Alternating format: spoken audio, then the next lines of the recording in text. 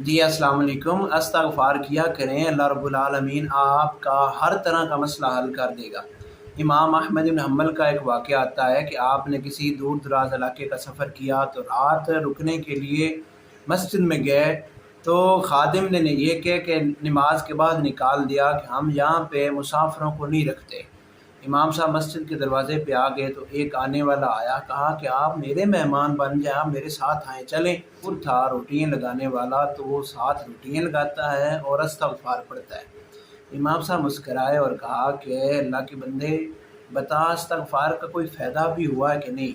कहने लगा कि मुझे आज तक जो भी चीज़ चाहिए होती है वो मिल जाती है, लेकिन एक ख्वाहिश रहती है कि मैं इमाम अहमद बिन हम्बल से मुलाकात करना चाहता हूँ। इमाम साहब रोने लगे, कहा कि अल्लाह रब्बुल आलमीन को आपके इस्तग़फ़ार करना इस कदर पसंद आ गया है कि अल्लाह पाक ने मुझे आपके दरवाज़े तक भेज दिया है। अगर आप भी किसी मुश्किल में, किसी परेशानी में मुब्तला हैं तो इस्तग़फ़ार करें, इंशाअल्लाह अल्लाह रब्बुल आलमीन आपकी हर तरह की परेशानी दूर कर देगा।